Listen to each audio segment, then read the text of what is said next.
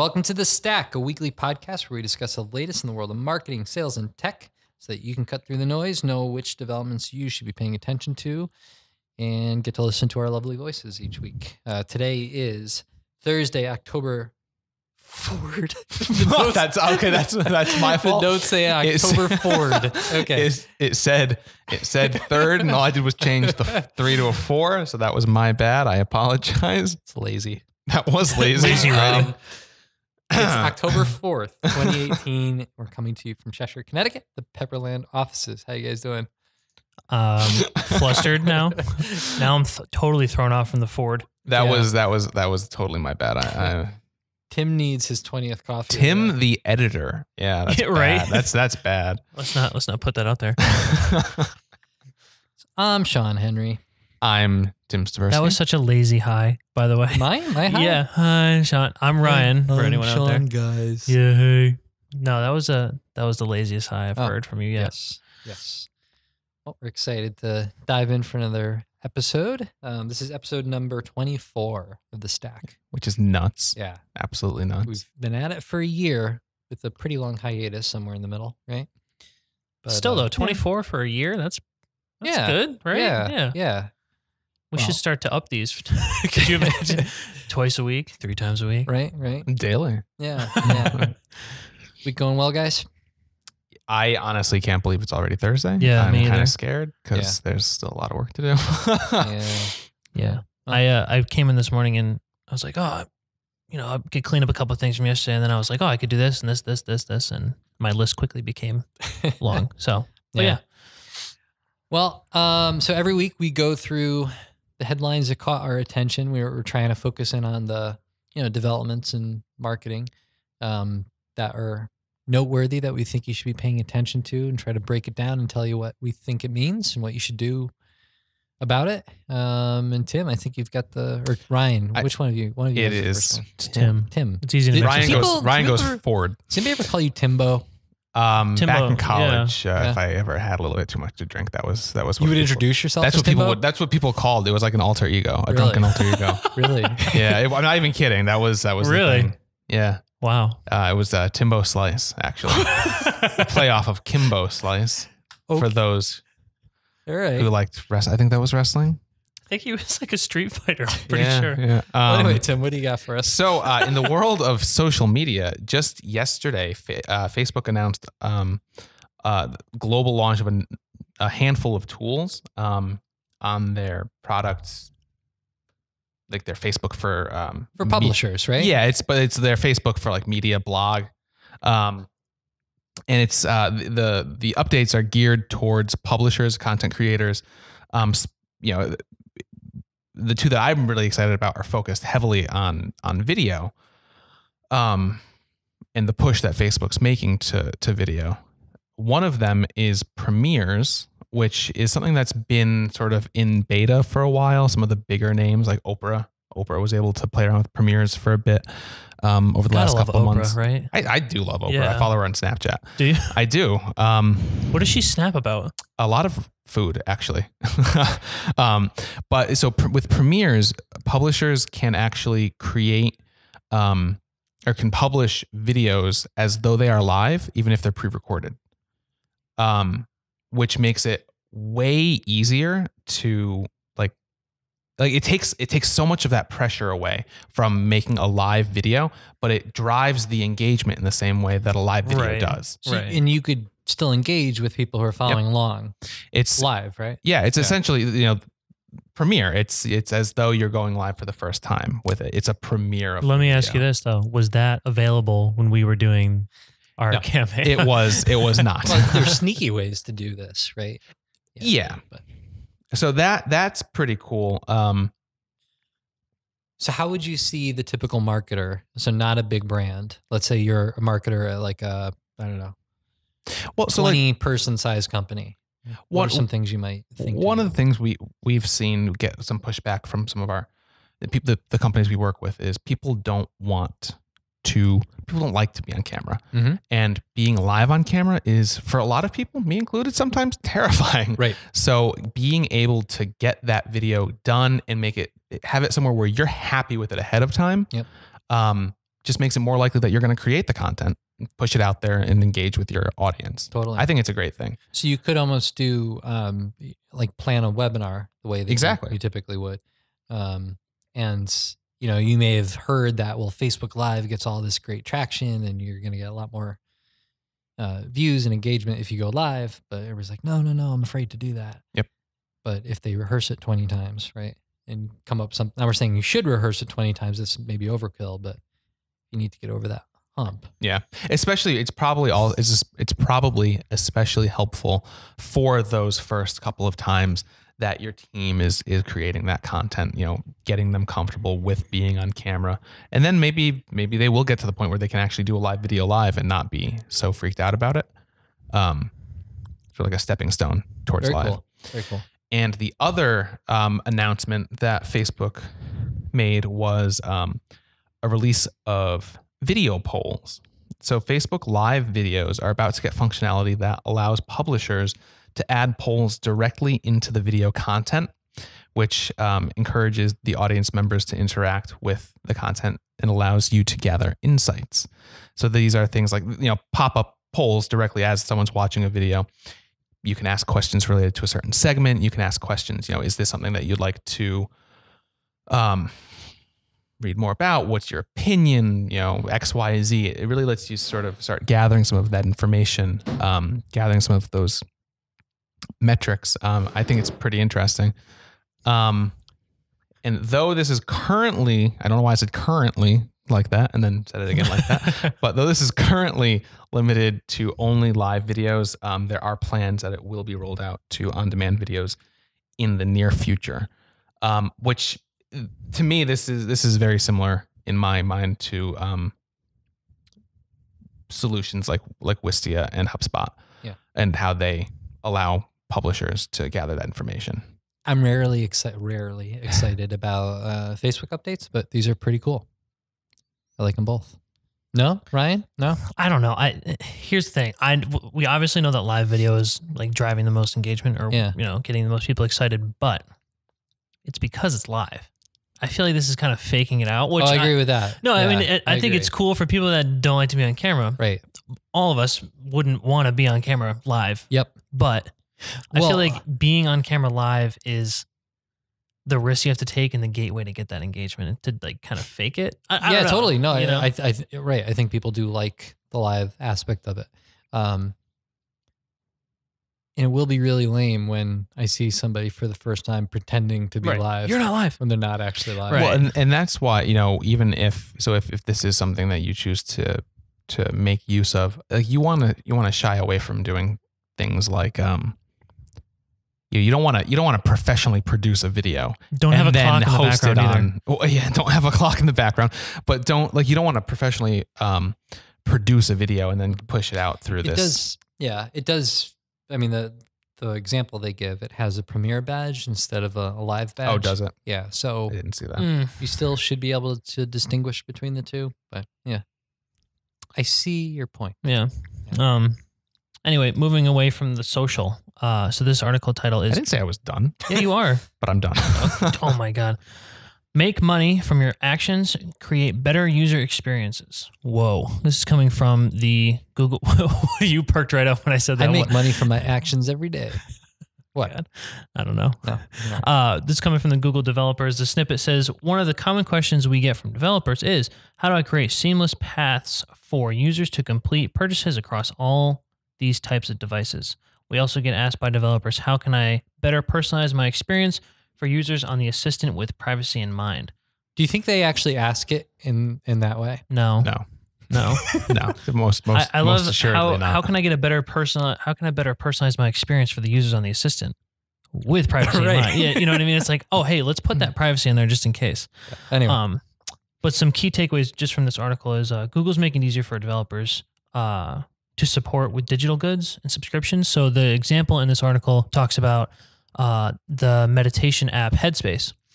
And you can say, hey, Google. Oh, I don't want to trigger ours. But then it will pull up the Headspace app and allow you to subscribe through the app seamlessly. And, with the increase of having your credit cards and payment methods on these applications, it's going to be it's going to make getting those purchases, quicker and easier.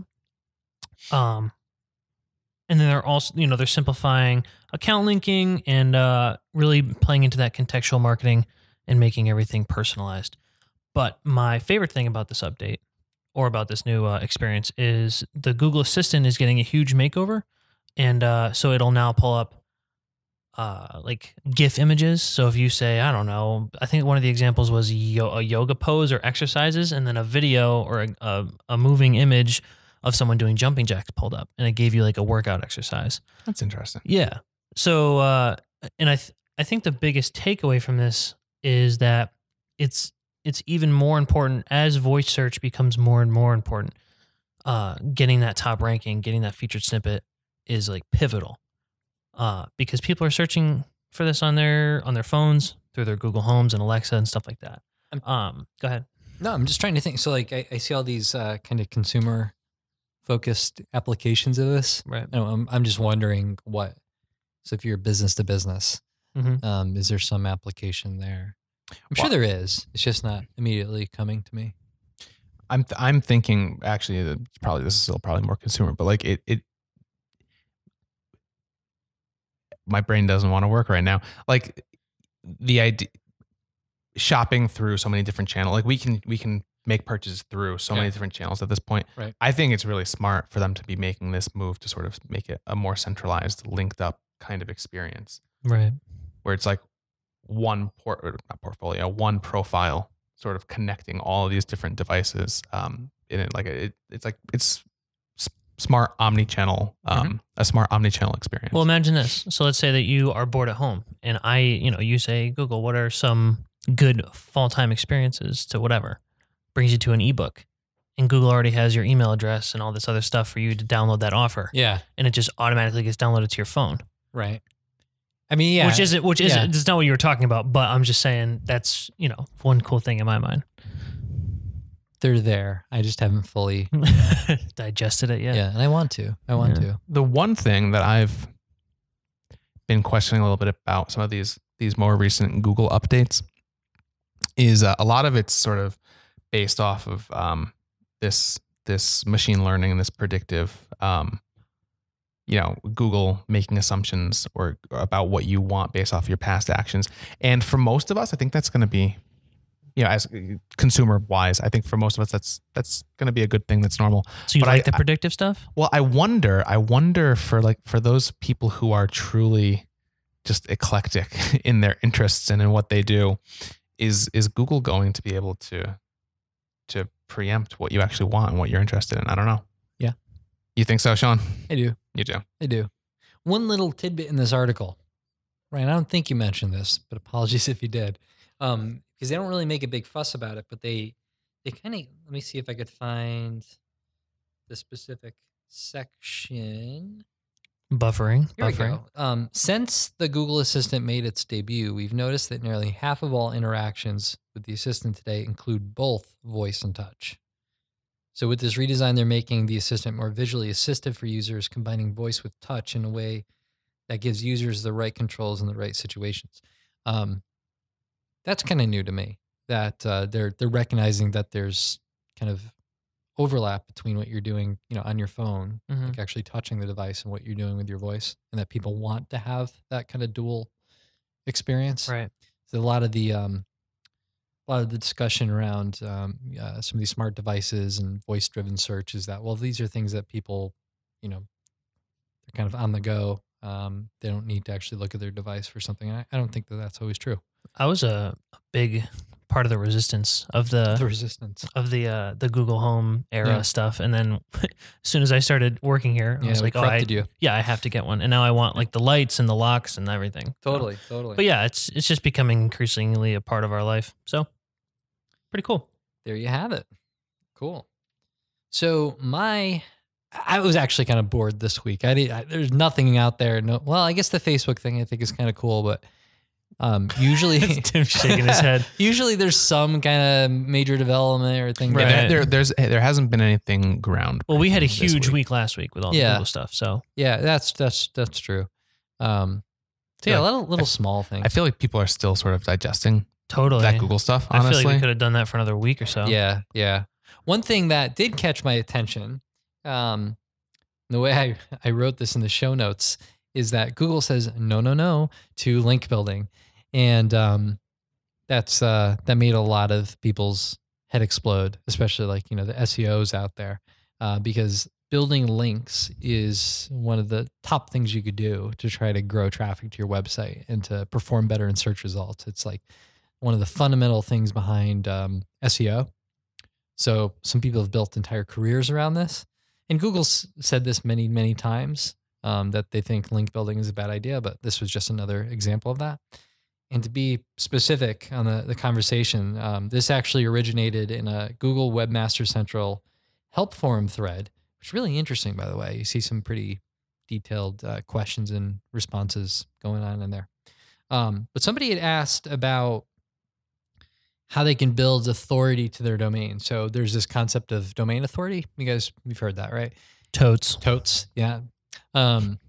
Go ahead, Tim. I'm just laughing at totes. Totes my goats, right? Yeah. Awesome sauce. Awesome sauce, yeah. So domain authority is a thing that SEOs might look at, or SEO tools might tell you about. That is it's kind of a made up metric. It gives you a relative sense of how authoritative the search engine sees your website, your domain. So the higher your domain authority, the greater your ability to perform well in search results and rank highly. So the question was, if I have two subdomains, something like blog.domain.com, and then separately my main subdomain, which is www.domain.com, if I build up a whole bunch of links to that subdomain, will that also build the authority of my main domain? Which is a very common, good question to ask. They were confused about it. The actual name of the thread was confusion. Yeah, I'm looking at that now. So, this kind of annoys me, but we've talked about this in previous episodes. I feel like often they'll reply to these types of questions, well-intentioned questions with some pretty snarky replies. I was going to say, I'm reading along and it's like yeah, they're kind of being jerks. Yeah, it's just not cool. Just to share with our thousands of listeners, somebody had replied that if you are thinking about creating links to influence search rankings, then this would do more bad than good.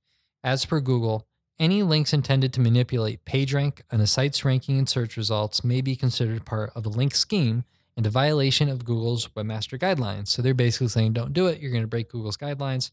So then John Mueller chimes in, or Mueller. We haven't figured out which one that is. I feel like for the next year and a half, it's going to be John Mueller. But then after certain political developments fade away, it's going to go back to Mueller. Right.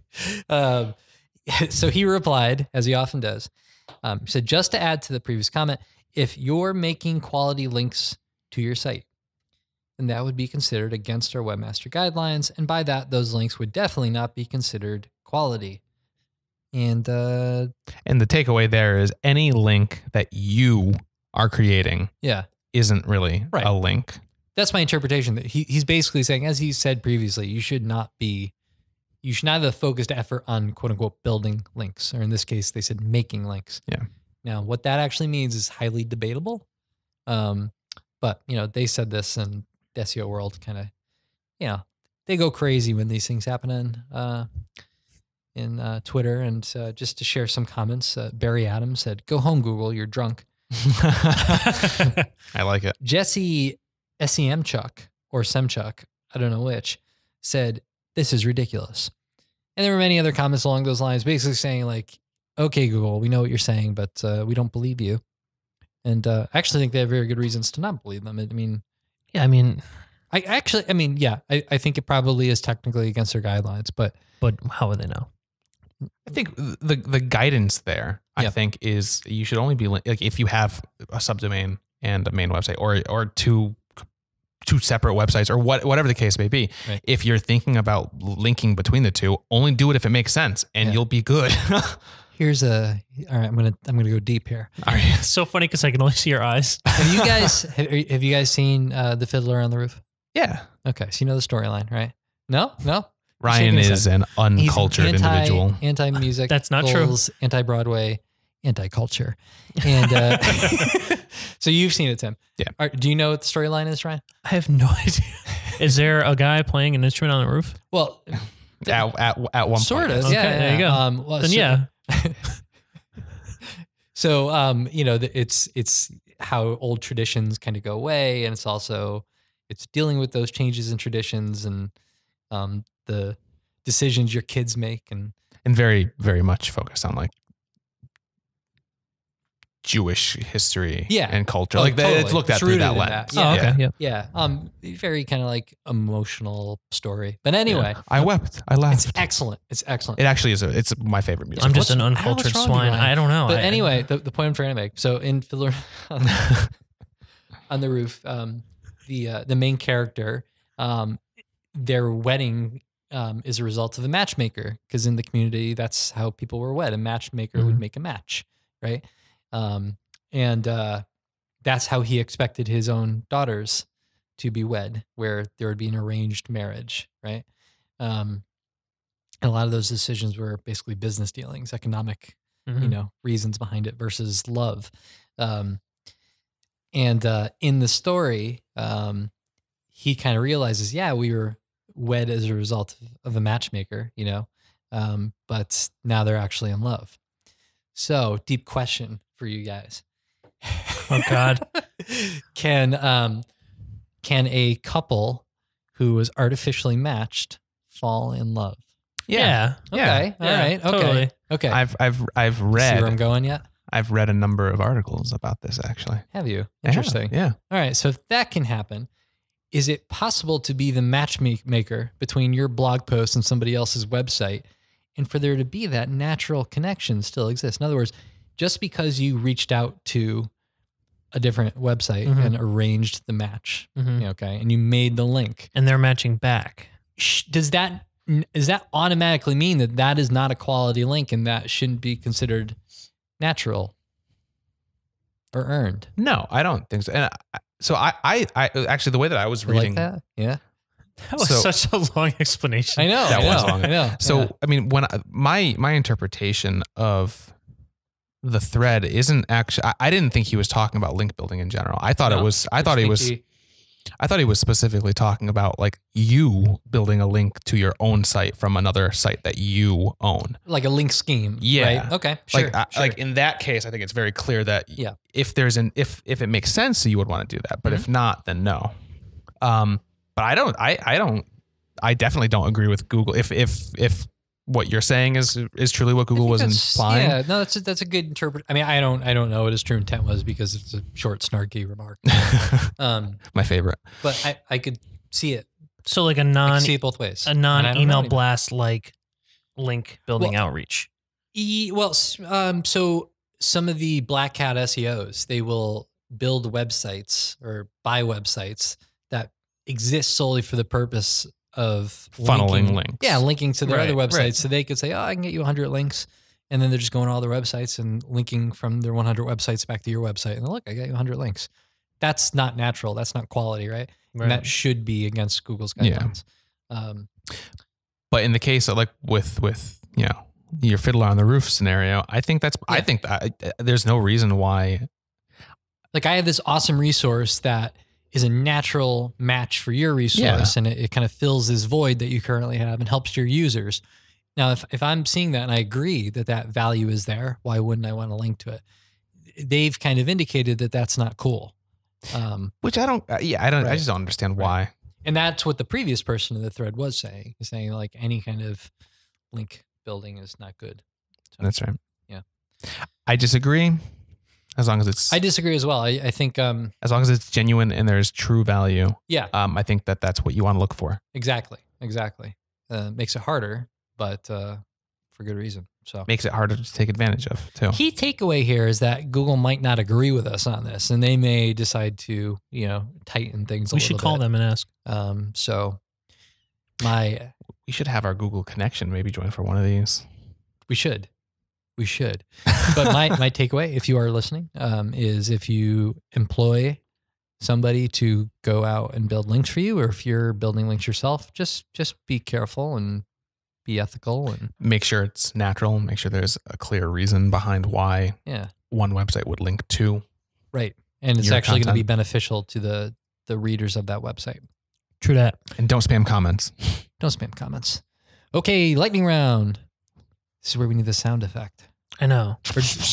Yeah. Thanks, Tim. That was so bad.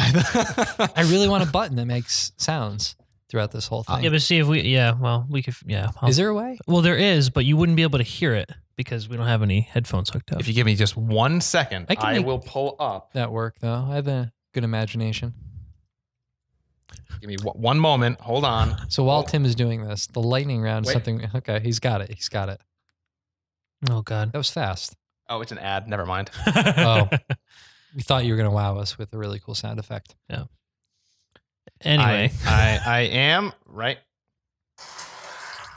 it's rain. Yeah, Darn. that's Darn. a calm, soothing rainforest downpour.